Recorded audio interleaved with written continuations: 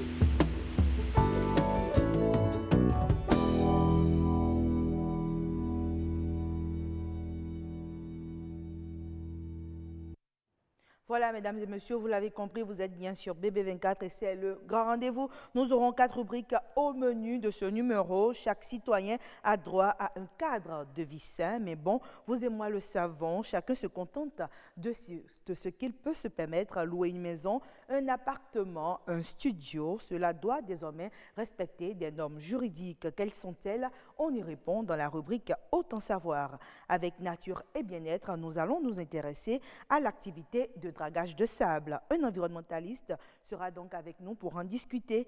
Elle stimule le cerveau et permet de mieux comprendre les choses. La lecture aurait de nombreux avantages, mais pour beaucoup, elle n'est pas à la portée de tous. L'expert ce soir est un jeune amoureux des livres, Augustino Agbemanvo. Le monde agricole, ce soir, nous plonge dans le secteur de la transformation de poissons. Une façon d'ajouter de la plus-value à la filière piscicole. Ce sera avec Martial Betoro et son invité. C'est d'ailleurs avec elle que nous allons ouvrir le plateau, le bal des plateaux ce soir, tout juste après ceci.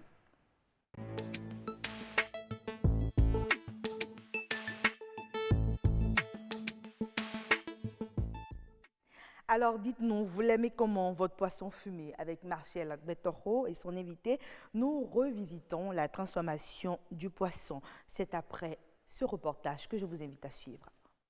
L'entrepreneuriat constitue aujourd'hui un levier très important dans la lutte contre le chômage au Bénin. Beaucoup de jeunes aujourd'hui ont compris qu'il faut entreprendre pour s'insérer sur le marché professionnel. Alors, ce jeune Issif que nous venons rencontrer ce matin, lui, il a décidé d'entreprendre dans le secteur agricole. Il fait notamment de la transformation agroalimentaire. Après nos études, bien sûr, nous avons constaté que il y a un gap à combler au niveau dans la consommation, surtout dans la ligne alimentaire. Donc il fallait trouver un système pour innover dans ce qui se fait déjà. Donc nous avons identifié le domaine de fumage de poissons. Nous avons constaté que le fumage au Bénin, dans la plupart des contrées que nous avons parcourues, se fait de façon traditionnelle. Et plus loin, nous avons découvert que cette manière de faire influence négativement et producteurs et consommateurs. Donc nous avons pris du recul et puis nous avons trouvé un moyen d'innover, en fait, un moyen d'améliorer la production de sorte à réduire les risques d'intoxication alimentaire et les risques sanitaires qui sont liés à la production. Il faut dire que la source d'approvisionnement, surtout, nous allons à la plage, à Togouin, et un peu partout dans les fermes agricoles où on produit du poisson. Et puis, comme l'objectif, c'est de transformer du made in Bénin, du poisson venu du Bénin. Donc, ça vient dans notre unité de production. On procède au lavage et puis au nettoyage nécessaire. Et puis, on charge dans les barques. Il faut dire que c'est un four semi-industriel qui fonctionne avec le courant et puis de la combustion où nous utilisons les coques de palme pour produire de la chaleur et puis les pots de canne à sucre. Nous arrivons par exemple à transformer de la merlue en poudre, en bouillon de cuisine et en bouillon de table que les ménages peuvent utiliser directement à table déjà ou bien dans la cuisine. Et puis nous transformons, nous assaisonnons, nous produisons les sardinelles, les sardines fretin que nous transformons avec un autre dispositif. Et nous mettons en boulettes de poisson et puis nous mettons aussi en snack et pour conditionner dans les emballages que nous commercialisons dans les supermarchés. Ici, vous allez voir que vous n'allez pas voir de la fumée à fusion, vous n'allez pas voir de la fumée, c'est parce que c'est réglé comme ça. Nous réglons le four de sorte à ce que ça ne nuise pas à celui qui produit ni à celui qui consomme. Eh bien, vous constatez avec moi que c'est une petite entreprise, mais qui deviendra une grande entreprise. Et ICIF n'est pas seul à travailler. Il utilise de la main-d'œuvre. Cela voudra dire que son idée d'entreprise n'est pas que pour lui seul, mais pour d'autres Béninois également, qu'il a engagés dans ce processus. Entreprenez tout simplement, c'est la solution pour lutter contre le chômage au Bénin. Voilà, merci à vous, Marcel Gbatoro. On a bien envie de lutter contre le chômage. C'est d'ailleurs ce qui est recommandé. Marcel Gbatoro, bonsoir. Bonsoir, Agnès Bello. Merci de nous rejoindre sur ce plateau. Merci de nous recevoir. Alors, le grand rendez-vous fait peau neuve et on reprend de plus belle. Très contente et très heureuse de retrouver nos chers amis téléspectateurs pour une nouvelle aventure. Avec un très bon sujet, vous savez que j'aime bien les bons petits plats. Et je vous en ai apporté suffisamment. Oui, on commence avec du poisson fumé. Déjà, c'est déjà un plaisir de vous avoir sur ce plateau. Ici, Fouad Damon, vous êtes transformateur de poisson fumé. C'est d'ailleurs avec vous le reportage tout à l'heure, Marcel Gbatoro. Avant, Marcel, si vous permettez, moi j'ai bien envie de comprendre qu'est-ce qui intéresse un homme dans une activité au départ. On dit, c'est souvent les femmes qui fument le poisson. Ce qui intéresse un homme dans une activité qui concerne exclusivement les femmes. Non, c'est pour moi le souci de pouvoir apporter ma touche personnelle dans l'amélioration de la qualité de ce qui est proposé couramment sur le marché. C'est ce qui me motive essentiellement quand je vois les dames commercialiser le poisson. La production jusqu'à la commercialisation, c'est rien de normal pour la santé, au fait. Donc, il fallait sauter et reculer. En fait, il fallait en même temps améliorer ce qui se fait. Exactement, ce qui se fait pour le bien-être des populations. D'accord. Donc, pour vous, le problème, c'est beaucoup plus les conditions sanitaires, les conditions dans lesquelles le poisson est fumé. Voilà. Donc, pour vous, c'est le four, au fait, la différence? Non, pas forcément le four. D'accord, puisque c'est lui qui empêche la fumée et autres, on l'a vu dans le reportage. Pas forcément le four, mais il faut aussi voir la capacité à industrialiser, la capacité à étendre l'activité et puis la capacité à innover à la béninoise et à le faire porter à l'international. Voilà. Marcel Gbatoro, du poisson fumé. Je pense que vous avez très bien démarré, Isfan Damou, pour aborder dans le même sens que Agnès. Pourquoi du poisson fumé? Pourquoi pas, par exemple, du poisson, tout simplement? Pourquoi le poisson fumé? Oui, le poisson fumé parce que le poisson fumé conserve beaucoup plus de nutriments et dédiés au bien-être de l'homme. Contrairement à ce qui est congelé, ouais, la plupart vous diront qu'ils préfèrent, surtout les personnes à un âge avancé, préfèrent consommer du fumé que du congelé. Okay, donc voilà, c'est pour apporter quand même un produit de meilleure qualité. Exactement, de meilleure qualité pour nos assiettes. Exactement. Et maintenant, ce que je veux savoir, dites-nous, quels sont les différents produits issus justement de la transformation du poisson fumé? Vous avez parlé dans le reportage de boulettes et autres. Est-ce que vous pouvez nous dire davantage ce que vous obtenez après transformation? Après transformation, il faut dire que l'idée principale du projet, ce n'était pas forcément de transformer, c'était d'améliorer le fumage du poisson en l'état. Mais nous avons vu, chemin faisant, qu'il était possible. Nous avons acquis les connaissances en la matière, qu'il était possible de mettre le poisson sous différentes formes snake, les boulettes et puis les poudres, les différents types de produits, de la poudre de table à base de différents types de poissons. Voilà, c'est ce que nous faisons essentiellement, si bien qu'actuellement nos produits sont déclinés en boulettes, bien croustillants, qui sont commercialisés. Si on a des exemples, on va les montrer aux téléspectateurs sur ce plateau. Bien sûr. Je pense que ça, c'est des poissons... D'accord, des boulettes. Des boulettes de poisson. Voilà. Et ça, c'est la poudre. Mon réalisateur est là, il me suit. Donc là, j'ai quelques boulettes. Vous pouvez goûter, hein, Agnès. Goûter, vous êtes sûr? C'est possible. Oh là là. J'ai bien envie de faire comme vous, mais je préfère poser des questions à monsieur Je ici. crois que c'est un peu pimenté. Oui, c'est assaisonné. Assaisonné C'est déjà. assaisonné aux épices et très bien recommandé pour la santé. C'est-à-dire on peut consommer directement. Directement. Mais comme dites-nous, on en matière d'entrepreneuriat, on sait que c'est tout un processus. Il faut la matière première avant de passer à la transformation pour avoir le produit fini. Est-ce que la matière première, le poisson, vous l'avez en quantité au Bénin et disponible? Non, il faut dire que le Bénin n'est pas un pays poissonnier, ne produit pas en grande quantité du poisson.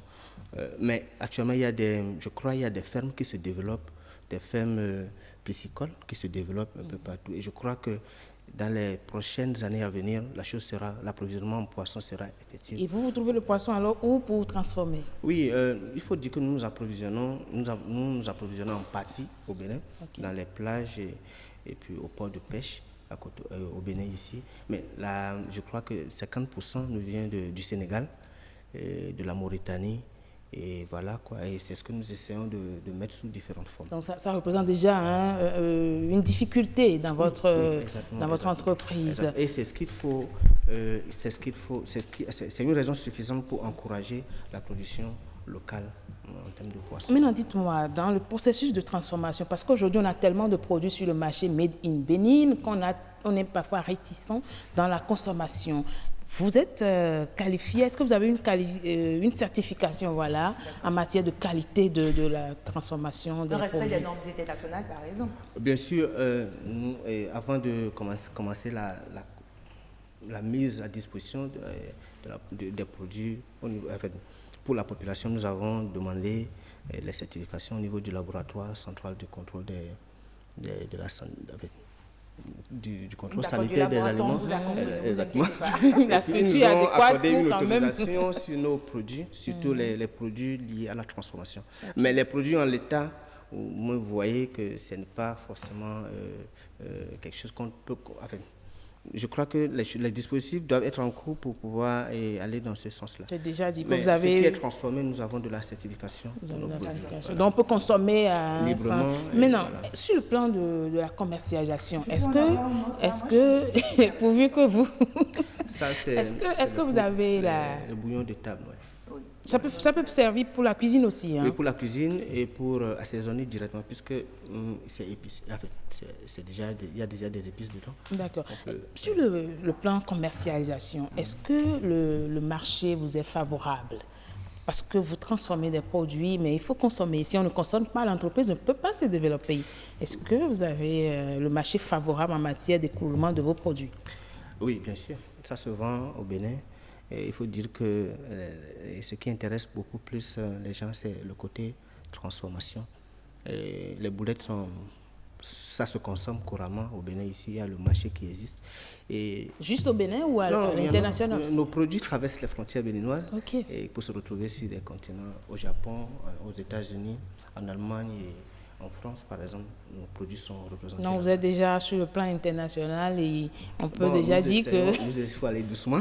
Nous essayons. Sinon, l'OSTB peut vous accompagner dans la publicité autour de votre entreprise. Mais... Bien sûr. Direction des relations publiques. Elle est là pour ça, si vous voulez. Hein? Il n'y a pas de souci. Oui, on pourra voir comment, dans les tout prochains jours, comment ce partenariat... Alors, dites-nous, toujours en matière d'entrepreneuriat, est-ce que vous, avec votre expérience, vous pouvez dire qu'à 0 franc, on peut réellement entreprendre?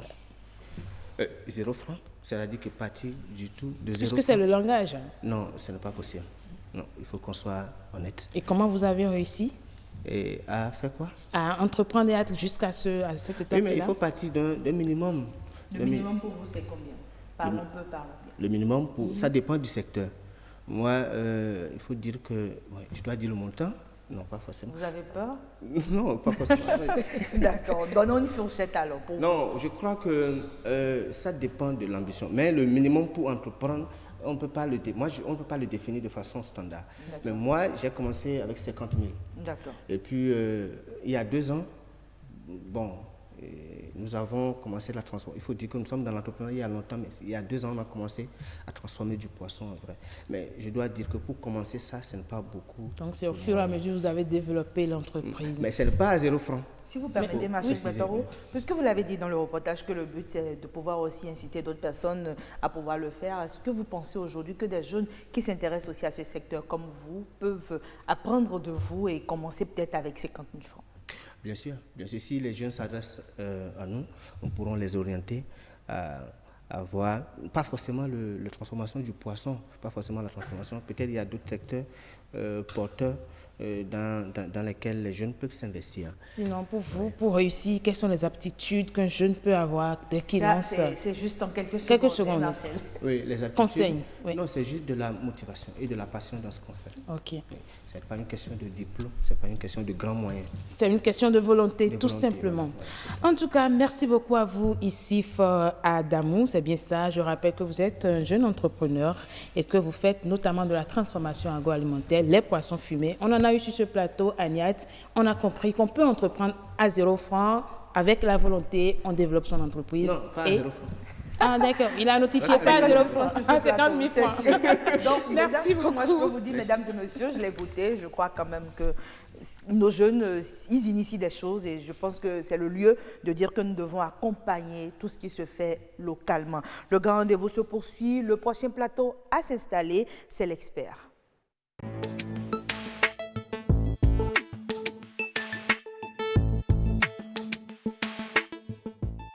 Voilà, je sais que pour beaucoup, quand on était enfant et que les parents nous demandaient de lire un livre ou d'en faire le résumé, on était très réticents. En grandissant, on a compris qu'il fallait s'intéresser à la lecture, mais par quel bout le prendre, on ne le sait toujours pas. C'est pourquoi nous avons choisi de parler de la lecture pour tous, de son utilité et de son accessibilité. Merci à vous, Augustino Agbemonvo, de nous rejoindre sur ce plateau. Merci beaucoup, Agnès, pour l'invitation. Alors, je dis déjà, vous êtes entrepreneur littéraire et comme je vous l'ai dit dans les coulisses, moi je me demande, qu'est-ce qui vous a incité à entreprendre dans le littéraire? Dans le littéraire. Alors, merci. Vous savez, lorsque j'étais au secondaire, je devais quitter Tampere pour l'Institut français aujourd'hui et parfois je rentrais en faisant de l'autostop. Et parce que j'aimais la recherche documentaire, j'aime vraiment fouiller dans le livre, savoir tout ce qu'il y a dans les livres. Et donc, lorsque j'ai eu le bac, je me suis dit, mais il faut que j'aide les autres élèves de ma commune. Donc, j'ai mis en place une bibliothèque scolaire. J'avais 17 ans, c'était en 2010. Et petit à petit, on a compris qu'il y avait assez de problèmes dans le secteur, qu'on pouvait apporter quelque chose. Et d'expérience en expérience, on en est là où on est aujourd'hui. Et donc, voilà, j'aime quand même la chose. Moi-même, je suis un enfant de la lecture, je lis beaucoup. Donc, voilà, c'est un peu comme ça qu'on est arrivé dans le secteur. D'accord, on comprend. Hein, vous avez eu des difficultés. Vous ne voulez pas que les autres jeunes comme vous aient ces mêmes difficultés. Ouais. Mais ça pose un autre problème. Hein. On dit toujours que les jeunes n'aiment pas lire. Est-ce que pour vous, cette affirmation, elle est vraie? C'est ce qu'on entend dire, c'est ce que les gens disent, c'est ce que pratiquement tout le monde dit, que les jeunes n'aiment plus lire.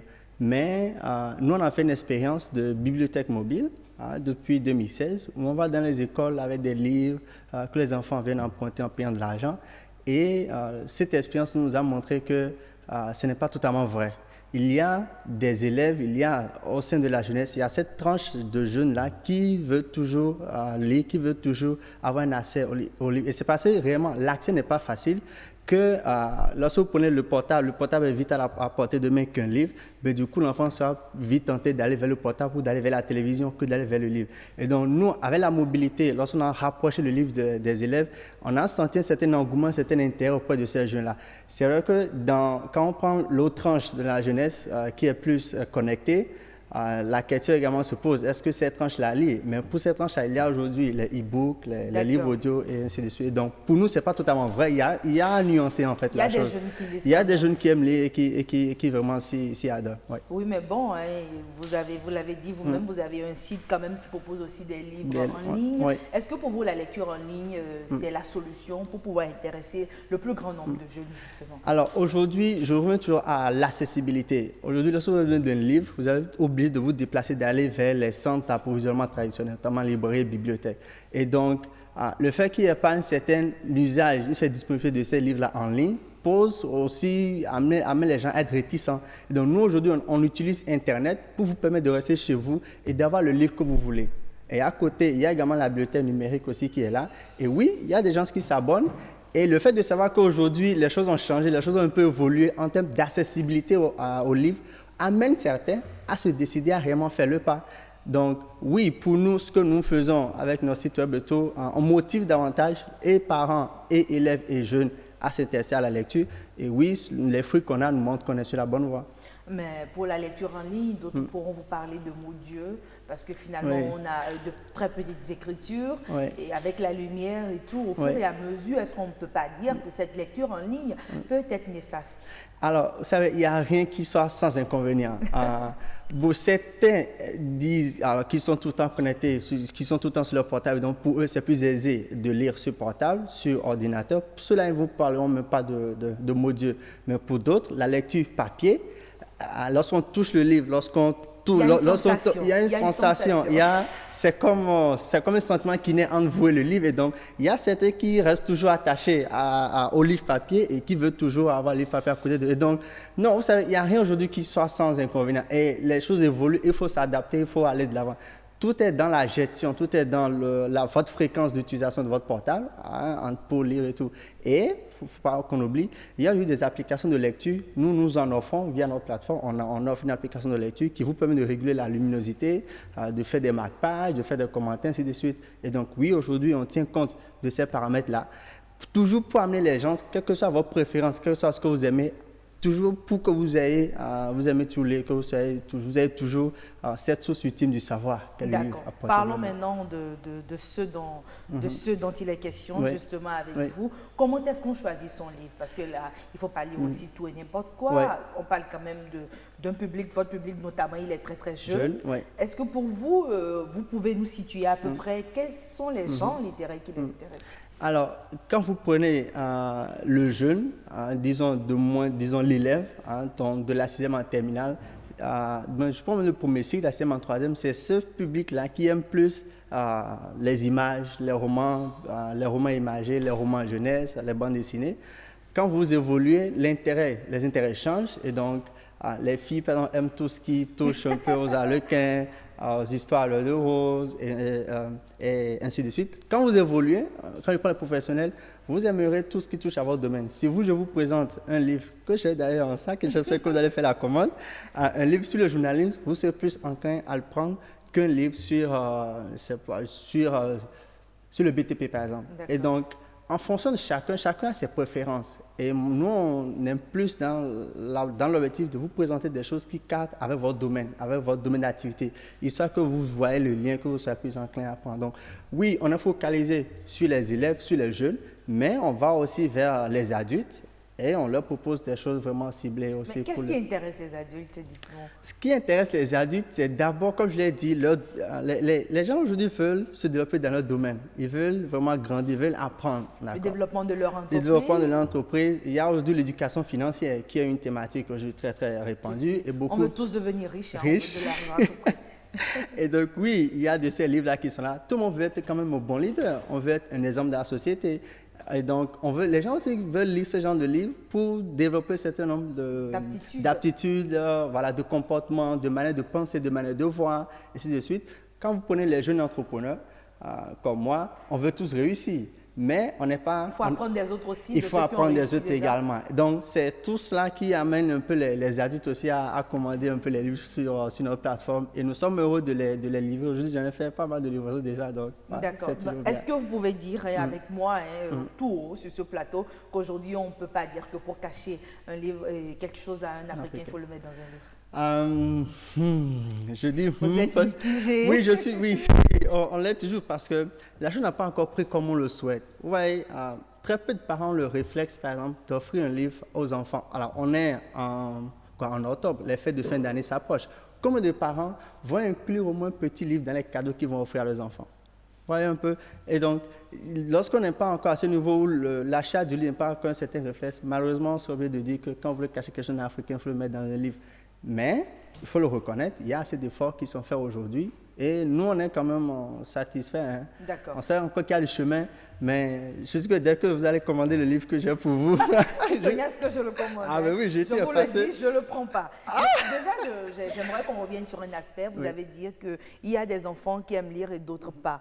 Mais je pense quand même que dans d'autres cultures, il y a des méthodes peut-être psycho-pédagogiques pour intéresser l'enfant, pour l'amener à aimer la lecture. Quand on prend par exemple les séances du coucher où la maman lit un livre, un conte, est-ce que si on adopte aussi ce genre d'attitude, ça peut mettre l'enfant dans de bonnes conditions pour s'intéresser à la lecture? Alors, c'est des méthodes qui sont employées sous d'autres yeux, qui marchent, qu'on peut aussi expérimenter chez nous, mais la plupart des parents vous diront on n'a pas le temps, quand on rentre le soir, on est fatigué et tout. Et nous, ce qu'on propose une fois encore, c'est que les parents, pour susciter, pour cultiver, en tout cas, pour semer l'amour du livre au sein de l'enfant, dans l'enfant, il faut au moins lui offrir ne serait-ce qu'un petit livre à chaque moment. Mais il y a des parents qui vous diront, si vous permettez, une petite sortie de route, il y a des parents qui vous diront que l'enfant, il ne lit même pas, ne finit pas de lire le livre au programme. Tous les livres qui sont au programme, il n'a pas fini de les lire. Pourquoi lui en offrir un autre? Lorsque nous, on va dans les écoles, les élèves préfèrent plus aller vers les autres livres que d'avoir les livres au programme. Il y en a. Ah oui, malheureusement. Je ne sais pas si cela aussi est conseillé. Non. Il faudrait qu'ils se concentrent aussi un peu sur les études. Oui, ils le font. Mais il faut reconnaître, il ne faut pas quand même fermer l'enfant. Il faut lui permettre de s'ouvrir au monde, de lire d'autres livres. Et donc, oui, si je reviens à ce que je disais, pour moi, même si le parent dit, voilà, mon enfant ne lit pas tout le temps, mais trouver le moyen derrière pour l'amener un peu à se raccrocher. Trouver ce qui l'intéresse. Tous les enfants s'intéressent à quelque chose aujourd'hui. Et donc, si vous trouvez quelque chose qui se marie à son centre d'intérêt, à son domaine d'intérêt, vous allez l'accrocher facilement. Et donc, pour nous, la chose, elle est vraiment possible. Et il y a assez d'autres acteurs autour. Les professeurs de français aujourd'hui ont un rôle très important à jouer. Dans les écoles, pratiquement tous les professeurs ont un rôle important à jouer dans la motivation de l'élève à s'intéresser à la lecture aujourd'hui. Et donc, chacun a un certain rôle à jouer. et voilà, il faut que tout le monde s'y mette. Nous, on s'y met en facilitant l'accès à la chose, mais derrière, il y a beaucoup d'acteurs qui doivent aussi contribuer. D'accord. S'il est vrai qu'il faut apprendre à travers le livre, il faut aussi apprendre tout ce qui est propre à soi, tout ce qui est identitaire, tout ce qui est culturel. Est-ce que nos auteurs prennent toujours en compte nos réalités et la peignent de façon à ce que cela soit attrayant? Oui, il y a aujourd'hui un grand effort qui est fait auprès des auteurs, et ça, il faut le souligner, qui travaillent toujours à rendre leur contenu un peu confort à nos cultures, à nos réalités, toujours pour que l'auteur qui écrit son livre veut que son livre soit lu, et donc il a intérêt à faire tout ce qu'il faut pour que son livre soit attrayant et tout. Et donc, oui, il y a beaucoup qui le font. Quand je prends les romans jeunesse que nous distribuons, nous, à notre niveau, qui sont faits par des auteurs béninois, édités par une édition béninoise, vraiment, quand vous prenez le livre, vous allez sentir vraiment que c'est un livre africain que vous tenez. L'histoire qui est narrée, le nom des personnages, tout est mis pour que vraiment le lecteur sente un certain mariage avec sa culture. Et donc, oui, il y a un effort vraiment qui est fait à ce niveau aussi. Ouais, ça, il faut le dire. Et en tout cas, j'invite les parents, les uns les autres, à quand même faire un tour dans les rayons, à nous contacter aussi, pourquoi pas, pour s'approvisionner. D'accord, on parlera maintenant de coût, puisqu'on a parlé d'accessibilité. Le tout ne suffit pas de mettre le livre devant les parents ou de l'agiter là, tel un drapeau. Il faudrait encore que ces parents puissent avoir les moyens de pouvoir se l'offrir. On est souvent dans des livres qui coûtent quand même relativement cher, avouez-le. Tout dépend de là où vous vous mettez. Alors oui, quand les gens parlent souvent du coût d'accès des livres, je dis là n'est pas réellement le problème, c'est une chose de volonté. Le coût, un livre aujourd'hui avec 2500, 3000, vous avez un livre. Les vendredis soirs, les samedis soirs, vous voyez les endroits qui sont bien bons, vous voyez tout ce qu'on les dépense. Mais quand les parents aujourd'hui seront prêts à mettre de côté... L'argent de la bière pour offrir un livre à leur enfant. Je vous vois venir. Ne serait-ce qu'un livre chaque trimestre. Non, on le propose aujourd'hui aux parents d'épargner un petit montant chaque trimestre pour offrir un livre à leurs enfants. Et donc, pour moi, le débat du coût n'y est pas vraiment. Non, c'est d'abord une histoire de volonté, de motivation. Il faut que les gens soient vraiment motivés. Quand vous êtes motivé, vous trouverez la suite, vous trouverez les moyens nécessaires pour vraiment atteindre votre objectif. Le coût n'est pas vraiment un problème.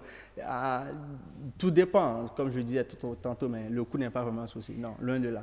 Augustino Agbemovor, vous êtes entrepreneur littéraire. Avec vous, nous nous sommes intéressés aux bienfaits de la lecture. On retient donc qu'il faut lire abondamment, lire surtout tous les gens disponibles. Ne vous fiez pas, ne vous arrêtez pas au prix, ce n'est pas l'important. Ce qui est important, c'est ce qui est dans le livre. Voilà, c'est ce qui est Augustino, c'est terminé déjà. On passe à une autre rubrique. Il s'agit d'Autant savoir.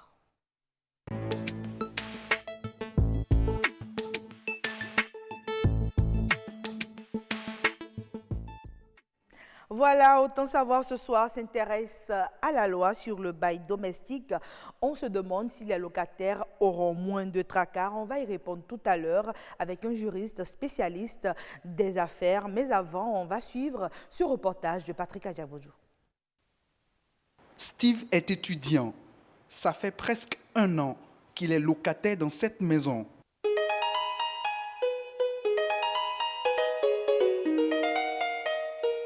Le contrat de location qui le lie à son propriétaire respecte les prescriptions de la loi du 24 avril 2018 qui fixe la caution à 3 mois de loyer. Et la chambre dans laquelle je suis, j'ai payé 3 mois de caution à mon propriétaire comme les tests l'exigent. Même constat d'une concession à une autre. Les propriétaires commencent à intégrer progressivement l'esprit de la loi. Avant d'entrer dans la chambre, nous avions payé 3 mois de caution, ce qui équivaut à 45 000 francs. Ça fait 15 000 francs par mois. Dame Sylvie est propriétaire d'une dizaine de chambres destinées à usage d'habitation domestique. Chez elle, l'application stricte de la loi est non seulement à l'avantage du locataire, mais aussi du propriétaire. Ça arrange tout le monde, ça arrange aussi les locataires parce qu'il n'y a pas l'argent. Avant, c'est à cause des IBO, je vois que des fois on prend 1 an d'avance, 6 mois. Si on prend les 3 mois, c'est sous forme de dette pour nous. Si les locataires veulent quitter la chambre, on doit encore rembourser. Pourtant, il y a des voix dissonantes. Par exemple, dans notre cas maintenant, on a constaté qu'on a donné maintenant 3 mois à notre propriétaire et on a ajouté maintenant 1 mois maintenant pour les démarchés. Et ça, ce qui fait 4 mois. Notre propriétaire nous a pris 6 mois. Je dirais pas 6 mois, je dirais peut-être aussi 7 mois parce que le démarcheur qui nous a amenés dans la maison nous a pris aussi 1 mois de plus, ce qui nous revenait à 7 mois au total. Et on lui a fait remarquer, mais lui il nous faisait comprendre que chez lui c'est à prendre ou à laisser. Soit vous voulez prendre ou vous ne voulez pas. Nous avons loué juste derrière le campus, dans la zone Zogbadje. Version corroborée par Dame Sylvie. C'est les propriétaires qui sont avant qui n'aiment pas rembourser parce que c'est du vol. Ils n'aiment pas parce qu'ils voient qu'ils ont déjà bouffé l'argent. Donc de payer, c'est difficile pour eux, quoi. Promulguée le 2 juillet 2018, la loi portant régime juridique sur le bail à usage d'habitation domestique peine à entrer dans les habitudes. Voilà, vous l'avez compris, nous les avons écoutés dans ce reportage de Patrick Adjabodjou. Les locataires ne sont pas toujours contents de leur propriétaire. Comment est-ce qu'on peut amoindrir un peu les tracas qu'ils vivent au quotidien? On en parle ce soir sur ce plateau avec Alawa Diassa. Alawa Diassa, bonsoir. Bonsoir. Merci d'être avec nous. Merci à vous de m'avoir invité. Comme je le disais tantôt, mesdames et messieurs, Alawa Diassa est juriste spécialisé en droit des affaires. Moi, ma première question déjà, c'est de savoir si les locataires s'en sortent mieux avec cette nouvelle loi. Les locataires devraient mieux s'en sortir.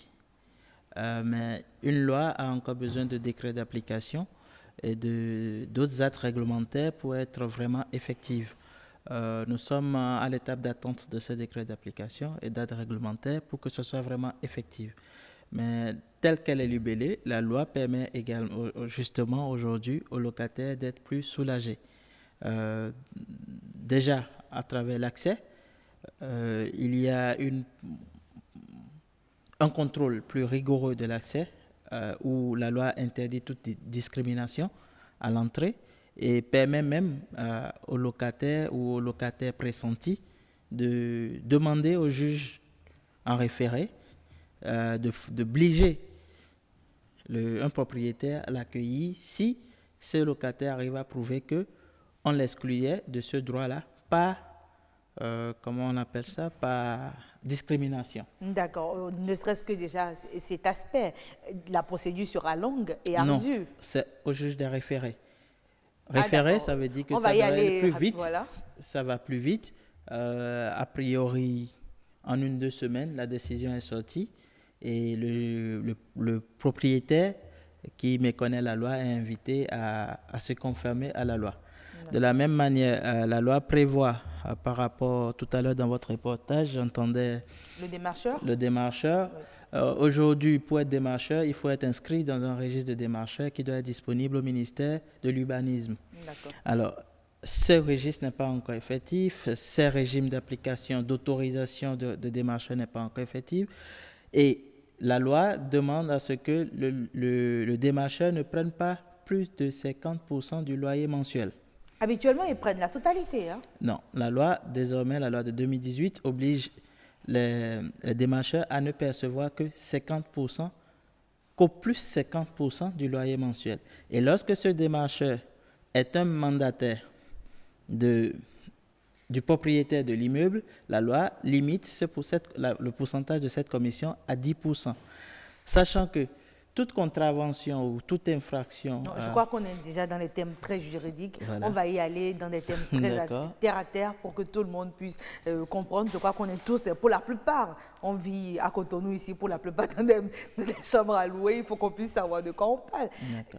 Qu'est-ce que je fais quand j'ai des soucis en tant que locataire? Par exemple, je me sens discriminée. Où se trouve le juge des référés? Comment je fais pour me faire entendre? Il s'agit d'un bail à usage d'habitation domestique. Donc, le juge des référés, c'est forcément le juge du tribunal de première instance de Cotonou.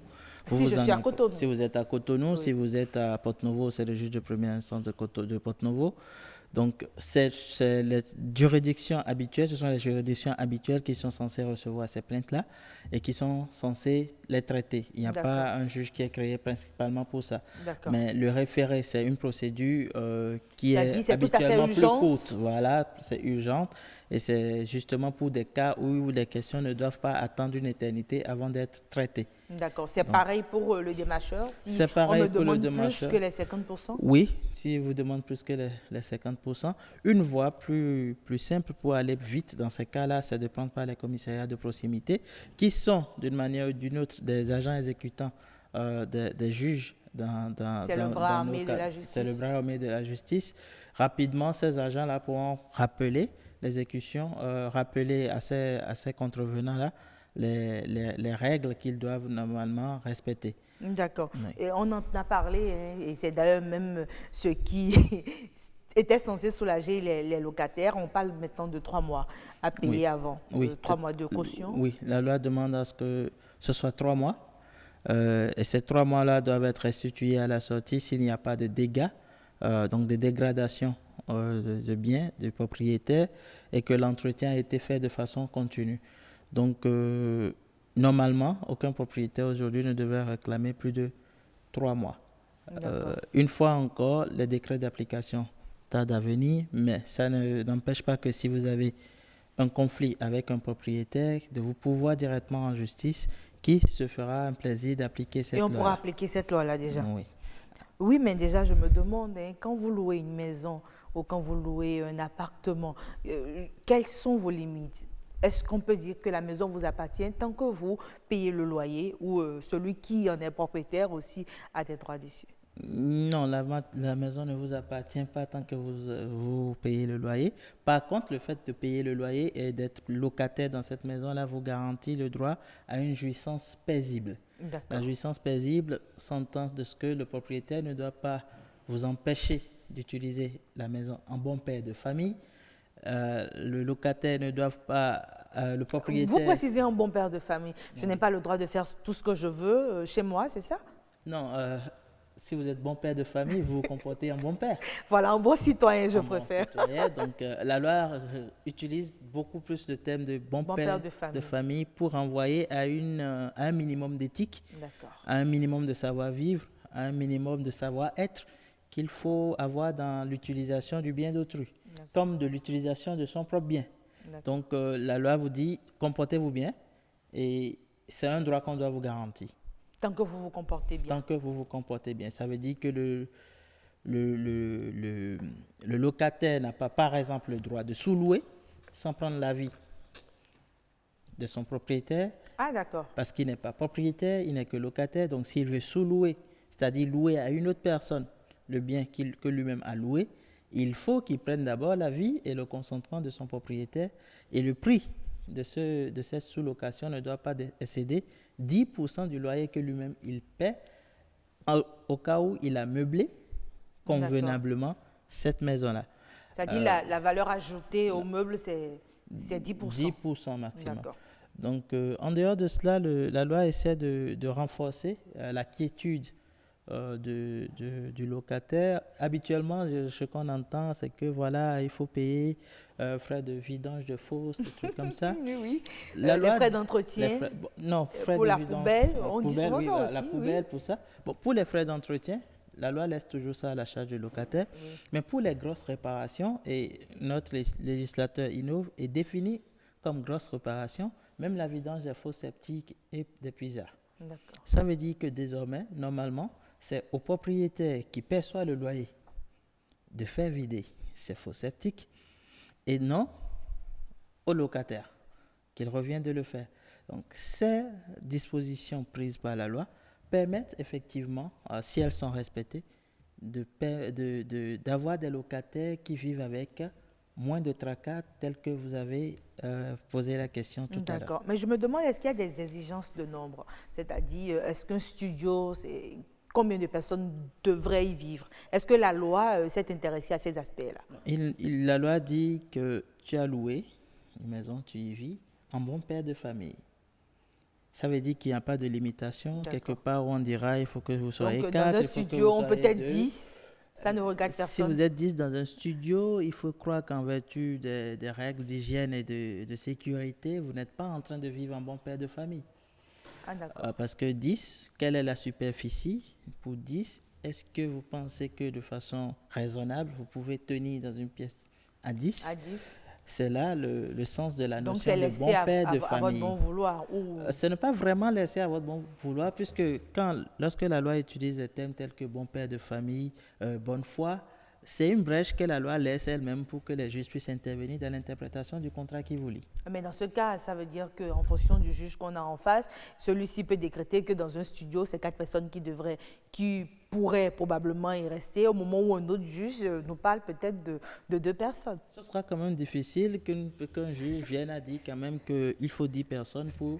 D'accord. Je crois que j'ai un peu exagéré. Voilà, donc il y a ce sens du minimum de savoir-vivre, du minimum de savoir-être, qui va également orienter le juge à qui on demande d'interpréter quel est le nombre maximum ou maximal de personnes à accueillir dans un petit studio de...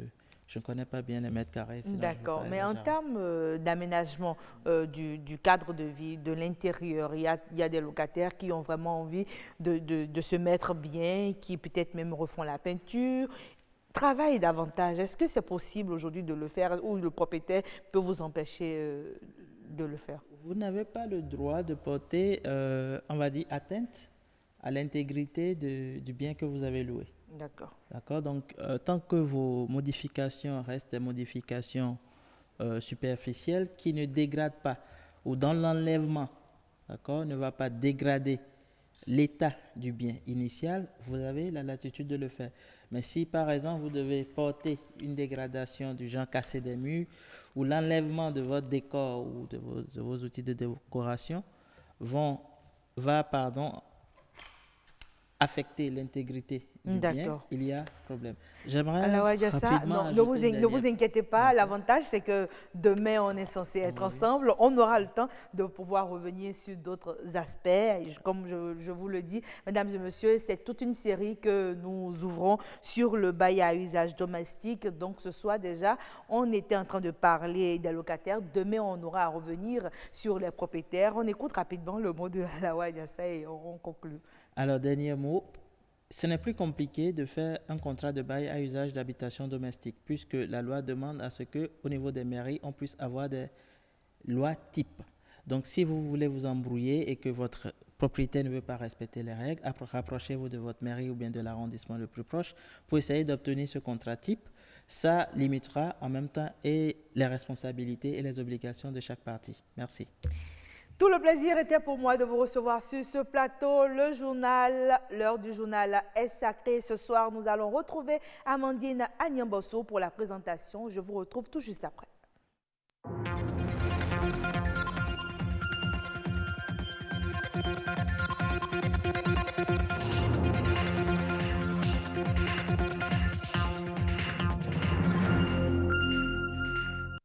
Mesdames, Messieurs, bonsoir. Voici les titres de cette grande édition du soir. L'agriculture et l'écologie, deux alliés pour renforcer le système alimentaire au Bénin. Les acteurs de la chaîne y réfléchissent à l'occasion d'une caravane organisée à Cotonou.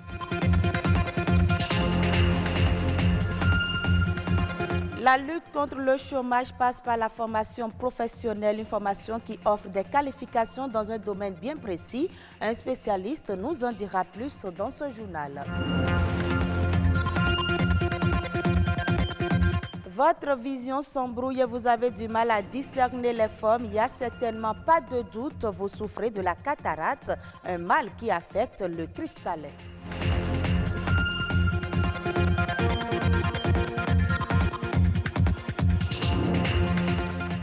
Merci de votre fidélité. Promouvoir le dialogue sur l'agroécologie et la durabilité des systèmes alimentaires, tel est là l'objectif que vise l'Université de Berne en Suisse ainsi que l'Institut de recherche en agriculture biologique. Ils ont initié une caravane dénommée Caravane des systèmes alimentaires qui s'est tenue au Mali, au Burkina Faso et au Ghana. La destination à suivre est le grand voisin de l'Est, mais avant, une pause est marquée au Bénin. Le thème qui a retenu l'attention des chercheurs est agroécologie et sa contribution alimentaire au Bénin. Les détails dans ce reportage de Rodrigue Babagbeto. La FAO le notifie dans son rapport sur l'état de la sécurité alimentaire et de la nutrition dans le monde en 2019. Le nombre total de personnes en situation d'insécurité alimentaire dans le monde s'élève à 2 milliards environ. Une situation conséquence des transformations issues de la technologie qui ont amené des changements majeurs dans la façon dont les aliments sont produits et consommés. Les systèmes alimentaires sont déséquilibrés et celui du Bénin n'en fait pas exception.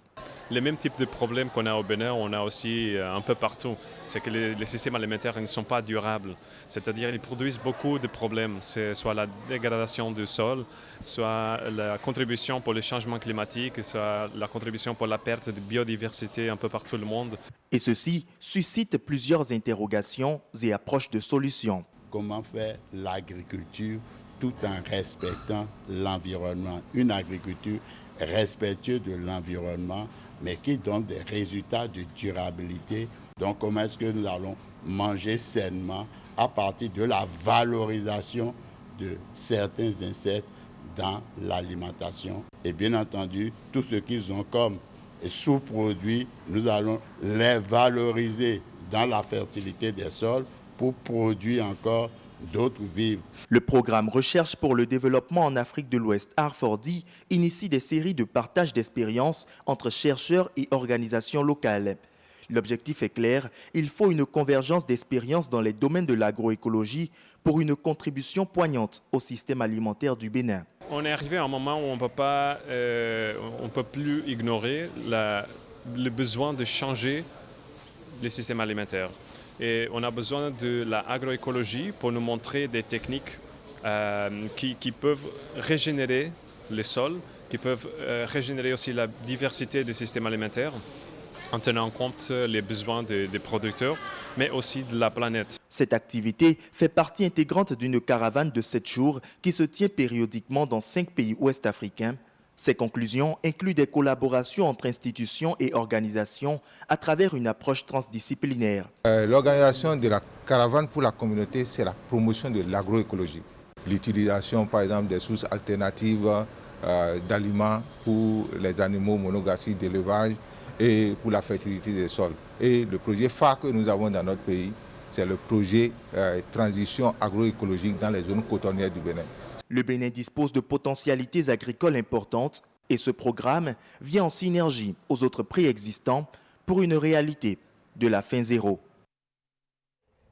Se faire former vous permet d'acquérir des connaissances dans plusieurs domaines, mais la formation professionnelle offre des qualifications dans un domaine précis. Les demandeurs d'emploi ont besoin d'une formation professionnelle pour être compétitifs sur le marché pour répondre aux exigences des recruteurs. La formation professionnelle est-elle donc une solution contre le chômage? La réponse dans cette interview réalisée par Samson Thiomon et Gloria Oni. La formation générale, c'est qu'elle est générale et au bout du compte, vous n'êtes pas en mesure de dire « voici ce que j'ai appris et voici ce que je peux faire ». Mais la formation professionnelle, elle est spécifique. Voici ce que j'ai appris et ça me permet de faire ça, de faire ça, de faire ça. Parce que tout est question d'objectif professionnel. Qu'est-ce que vous voulez? Quel est votre objectif? Vous voulez aller où? Vous voulez faire quoi? C'est une question de motivation. Il y a des gens qui décident d'aller dans la recherche. Ils savent pourquoi et c'est parce qu'ils en ont la passion, la motivation. Donc, la question c'est que lorsque vous faites une formation professionnelle, dans 99% des cas, vous avez un savoir-faire. Et c'est grâce au savoir-faire qu'on peut travailler pour son propre compte ou pour le compte d'autrui. Aujourd'hui, lorsque vous embrassez une formation professionnelle, la probabilité pour que vous ne chômiez pas, elle est très forte, comparée à la formation d'ordre généraliste. Parce que le marché est comment? Lorsque tu cherches du travail, on va te poser une question. Qu'est-ce que tu veux faire? Et ce que tu veux faire, est-ce que tu sais le faire? Est-ce que tu en as les savoir-faire? Toute la question est là. Celui qui a fait une formation d'ordre général va d'abord se grasser la tête.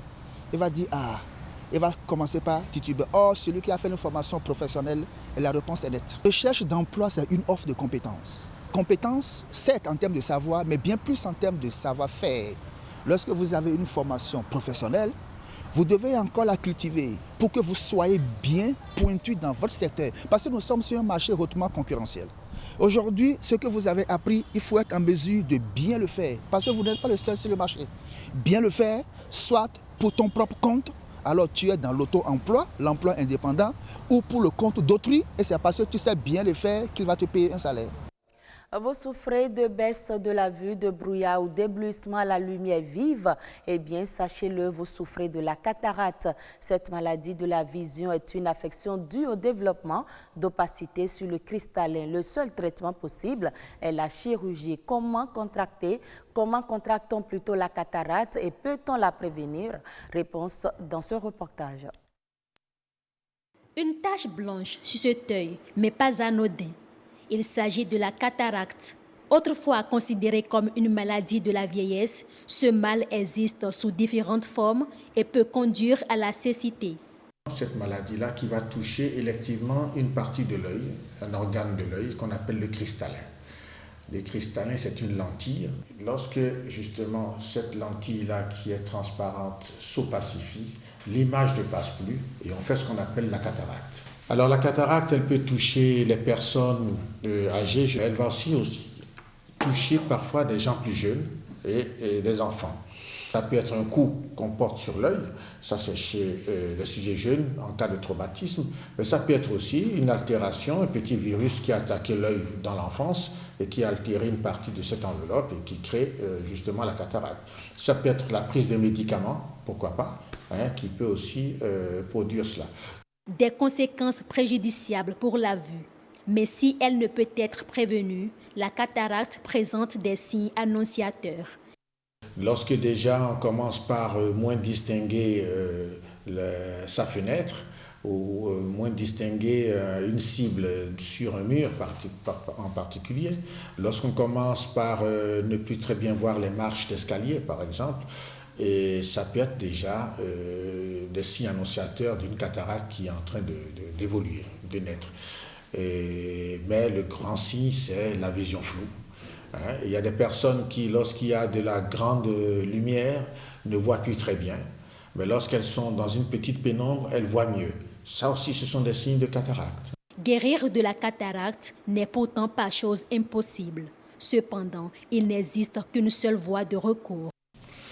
De toutes les façons, que ce soit pour un bébé, un nouveau-né, que ce soit pour une jeune personne ou que ce soit pour une personne âgée, il n'y a qu'un seul traitement efficace pour la cataracte, c'est justement de l'opérer. C'est-à-dire d'enlever cette lentille qui est cataractée et actuellement, on propose à la place ce qu'on appelle un implant, qui est une petite lentille artificielle que l'on mettra à la place de ce cristallin et qui permettra de restaurer la vision qu'on a perdue. La cataracte, à l'instar d'autres maladies de l'œil, peut conduire à la perte de la vue. Mais dans tous les cas, une consultation régulière constitue le moyen de prévention le plus efficace. Hors du Bénin, la Tunisie anticipe une récolte record de dates pour la campagne 2019-2020. Selon les autorités, la récolte du fruit pourrait atteindre 340 000 tonnes au terme de la campagne, soit une hausse de 17% par rapport à la saison dernière. Ce volume anticipé devrait aussi marquer un nouveau record après la performance de 2017. La Tunisie exporte en 2018 et 2019 plus de 120 000 tonnes de dattes. Le pays écoule son stock vers plus de 80 destinations au premier rang, le Maroc qui compte pour près d'un quart des expéditions de marchandises. Le Sénégal lance officiellement le projet de bus rapide transit. C'est un bus qui devrait rallier le centre-ville de la capitale sénégalaise à sa banlieue d'ici 2022. Une manière de fluidifier la circulation à Dakar où le trafic est extrêmement dense. Les particularités du réseau dans ce reportage de Aram Ndao. Il a sa propre voie, transporte plus que tout autre bus et est de surcroît rapide. Le bus Rapide Transit va faire son entrée à Dakar avec toute la particularité d'un transport à haut niveau de service. Bus Rapide Transit, c'est emprunté un peu de l'anglicisme, mais il s'agit simplement en fait d'un système de transport de masse sur des couloirs réservés. Et ce système en fait permet en fait d'assurer un certain niveau de service. Le BRT est dans le décor de plusieurs métropoles, surtout celles d'Amérique latine. Il séduit de par sa capacité à transporter du monde et avec une grande fréquence. Les bus, par exemple du BRT, ont une capacité de 150 voyageurs, avec en fait un certain niveau de fréquence. Vous voyez qu'en fait ça permet en fait de transporter en fait un nombre de voyageurs important. Aujourd'hui, dans nos estimations, on est à 300 000 voyageurs par jour en heure de pointe. Le gain de temps mis en avant est garanti par ces couloirs réservés. Il s'agit en réalité de prendre deux voies et de mettre en fait des bordures pour les dédier uniquement en fait au bus, au niveau central. Sur une bonne partie en fait du tracé, c'est au niveau central. Et les voies latérales en fait sont laissées à la circulation générale. Les couloirs en fait sont protégés avec des bordures qui permettent d'éviter l'intrusion en fait d'autres véhicules en fait dans le couloir. Le système se veut complet avec une politique de maintenance et d'offres diverses. À Gadaï, on a un espace de 6 hectares qui devra abriter en fait le centre de contrôle et de maintenance. Il y a plusieurs services parce qu'en fait il y aura en fait des services omnibus qui vont s'arrêter à toutes les stations. Il y a aussi en fait des services semi-express et des services express.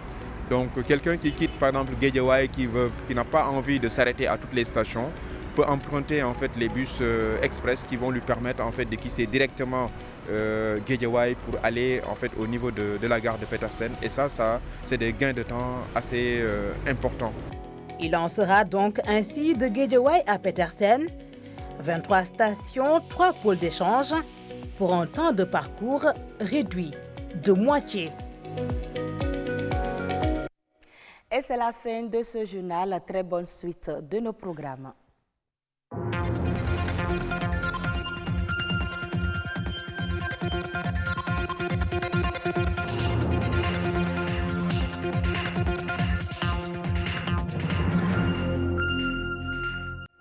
Mesdames et messieurs, merci de toujours rester fidèles au grand rendez-vous. Il se poursuit, vous l'avez compris, c'est d'ailleurs la dernière rubrique.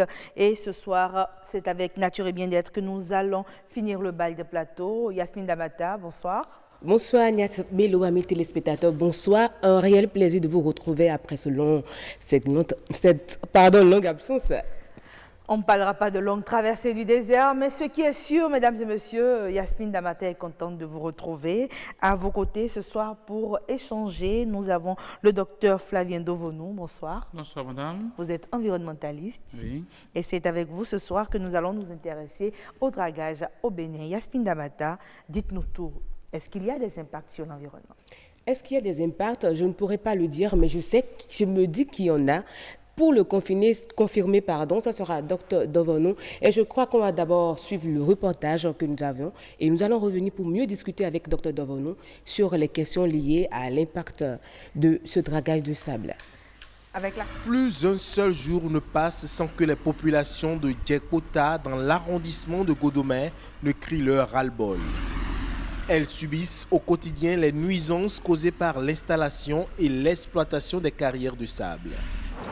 Une activité qui a vu le jour il y a quelques années après l'interdiction de la commercialisation du sable marin. L'État a pris l'option d'encourager que des investisseurs économiques s'engagent dans cette voie-là après l'interdiction du prélèvement du sable marin. Et donc l'État a mis en place des mesures incitatives. C'est ainsi que mon épouse et moi nous sommes lancés dans ce business-là qui au fil du temps s'est révélé très complexe. Bien que le sable soit utile aux populations dans leurs différents besoins en construction, le dragage n'est pas sans conséquences sur l'environnement. L'État est très regardant de l'impact que cette activité pourrait avoir sur l'environnement. Et il y a un plan qui est défini, auquel souscrit l'investisseur. Par exemple, notre activité consiste à prélever du sable et donc à créer des plans d'eau. Et cela a forcément une influence sur l'équilibre du milieu. Et nous sommes contraints de faire de la réparation au moment où nous devons nous en aller. Les populations, quant à elles, demandent un regard bienveillant des autorités à divers niveaux. Mieux, elles plaident pour un bon civisme de la part des exploitants de carrières. Nous avons trop de difficultés, surtout au niveau de nos voies. Les promoteurs en font un peu, mais il va falloir que l'État même regarde un peu dedans. La seule chose qui nous dérange dans cette situation est qu'il y a trop de sable sur la voie, ce qui rend la tâche difficile aux usagers et surtout aux enfants. Nous exhortons les autorités et les promoteurs des carrières à nous réparer la voie. Si le sable extrait de ces carrières est indispensable en tant que matériau de construction, la régulation de ce secteur est importante pour assurer sa survie et permettre aux populations ainsi qu'aux exploitants d'en bénéficier. Voilà, c'est vrai que la régulation est importante. On aura peut-être l'occasion de revenir sur cet aspect du sujet une autre fois. Ce soir, on s'intéresse à l'impact sur l'environnement. Yasmine Damata, le plateau est à vous. Alors, docteur Dovono, je voudrais demander à l'entame, c'est quoi la différence entre le dragage de sable et l'exploitation des carrières de sable? Merci, madame la journaliste. On parle de dragage de sable lorsque on fait une extraction du sable au niveau d'un cours d'eau ou d'un plan d'eau. Mais on parle d'exploitation de carrières de sable lorsque, après étude, on a identifié des gisements de sable, ça peut être du sable, ça peut être de latérite, et on en fait une exploitation à but commercial. Donc voilà la nuance. Le dragage, c'est purement en milieu aquatique, là où il y a de l'eau, un cours d'eau ou un plan d'eau, mais l'exploitation de carrières de sable, c'est dans une zone qui ne peut ne pas être de l'eau. Ok. Alors, pourriez-vous nous énumérer quelques sites de dragage de sable? Alors, ici, Pelle-Mélin, au sud du Bénin, le dragage de sable se fait à Soava. On a des sites aussi à Bonou, à Djoum, voilà. C'est des endroits où on fait le dragage de sable. Mais un dragage purement artisanal, parce que c'est avec des pelles, c'est avec des pirogues, c'est avec des bacs que des jeunes se jettent à l'eau, vont au fond de l'eau pour pouvoir aller ramasser le sable, l'envoyer dans les pirogues, les acheminer au niveau des berges. Voilà des sites où le dragage artisanal se fait ici chez nous au sud du Bénin. Oui. Mais en tant qu'environnementaliste, est-ce que pour vous, c'est opportun d'aller avec des matériaux beaucoup plus durs ou une façon de moderniser? Oui, ça tout dépend du volume que vous voulez utiliser. Si ce n'est pas un grand volume, le dragage artisanal peut faire l'affaire, mais si c'est un grand volume, un grand gisement que l'on veut utiliser, il y a des méthodes modernes, beaucoup plus sophistiquées, des pelles par exemple, d'autres dispositifs qu'on utilise pour pouvoir prendre le maximum de sable. Vous savez, en dehors de l'eau, le sable, c'est la seconde ressource qu'on utilise le plus dans le monde. Et la consommation annuelle est d'environ 15 milliards de tonnes. Wow. C'est énorme. Oui. Voilà. Le secteur est rentable. Hein? Oui, j'ai presque envie d'ouvrir une carrière de sable et de commencer avec c'est pas pour maintenant, Aliade Bello. Mais puisqu'on en parle, hein, quels sont les différents types de formes de dragage de sable que nous avions au Bénin? Oui, vous savez, comme j'ai commencé par le dire, il y a le dragage artisanal qui se fait, que je viens de parler, mais il y a aussi le dragage mécanique que l'on fait en utilisant des engins lourds, des bulldozers, des pelles, etc., pour pouvoir le faire. Maintenant, en dehors du dragage, il y a aussi l'exploitation de carrières de sable. Et c'est ça qui est le plus répandu. Alors, cette exploitation de carrières de sable, par exemple, ici, vous avez les localités de Togbin, de Dekungbe, de Kokokodji, par exemple, de Godomé. Le reportage vient d'en parler. Dans ces endroits-là, on fait l'exploitation de carrières de sable. Mais en ce qui concerne le dragage de sable, est-ce que ça dit que c'est une activité bénie? Le dragage de sable a quelquefois des impacts sur les ressources en eau de surface.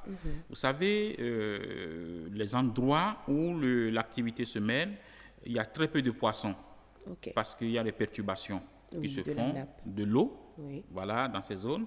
Et lorsque le dragage se fait, cela amène le plan d'eau à être profond à l'endroit où le dragage se fait. Or, plus c'est profond, plus le plan d'eau devient un risque, un danger non seulement pour les poissons, mais pour ceux qui passent par là. Le dragage de sable, lorsqu'il se fait au niveau des plans d'eau, perturbe leurs frayères. Les frayères, c'est des endroits où les poissons se reproduisent, trouvent à manger, donc ont de meilleures conditions écologiques. Donc, on ne doit pas draguer n'importe où.